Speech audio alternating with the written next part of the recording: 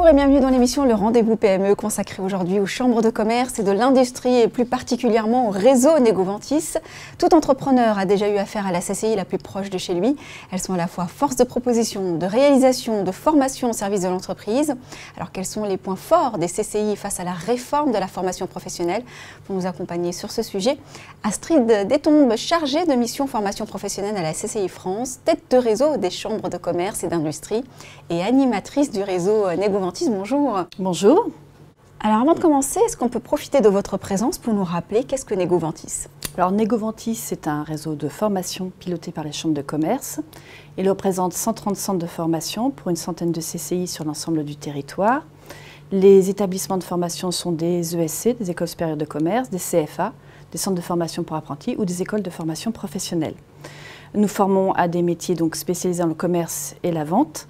Et nous avons des formations qui sont reconnues par l'État de niveau infra-bac à niveau bac plus 5. La particularité, c'est que nous formons tout type de public, les jeunes en alternance, contrat de pro ou contrat d'apprentissage, les salariés ou les demandeurs d'emploi. Alors, de par votre position, qu'est-ce qui a concrètement changé à vos yeux depuis la dernière réforme professionnelle? Alors, la réforme de la formation professionnelle met la compétence au cœur du dispositif de la formation et de la réforme. Et les référentiels actuellement mis en place au sein du réseau Negovantis sont des référentiels métiers qui sont établis sur la base d'activités réalisées dans les professions, dans les métiers cibles. Ils sont en fait organisés en blocs de compétences et nous avons aussi des professionnels qui sont des intervenants. Nous cherchons en fait systématiquement à coller la réalité du terrain.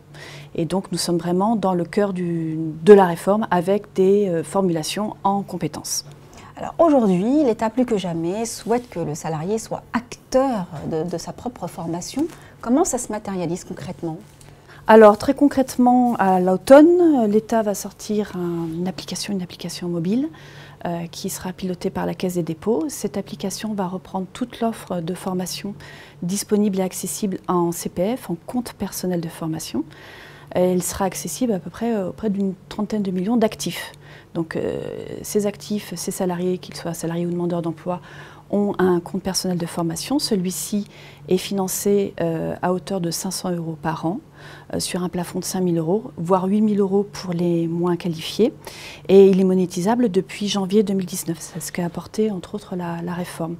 Donc le grand changement, c'est qu'il n'y a plus d'intermédiation entre un salarié et un organisme de formation. Le salarié choisira sa formation sur l'application mobile.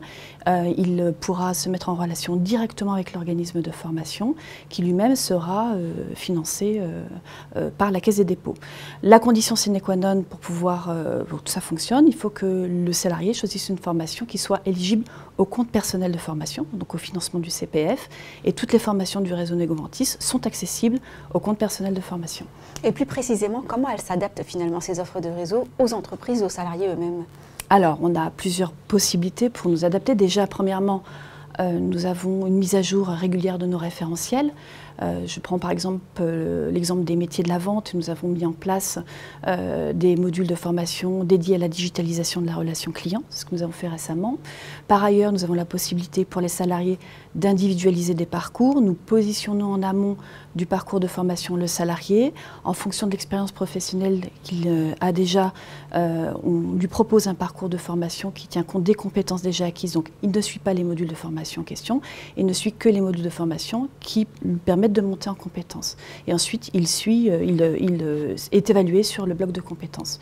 Donc ça, c'est une première chose. Deuxièmement, on a la possibilité aussi de proposer aux salariés des parcours mixtes VAE formation, c'est ce qu'on appelle des parcours hybrides, où on tient compte également de l'expérience professionnelle du candidat, et il peut à la fois monter un portefeuille de preuves sur les compétences qu'il a déjà acquises, et il peut suivre en parallèle la formation, et donc ça lui permet de raccourcir les délais d'acquisition d'un diplôme, et on a des taux de réussite qui avoisinent les 90% de réussite au diplôme.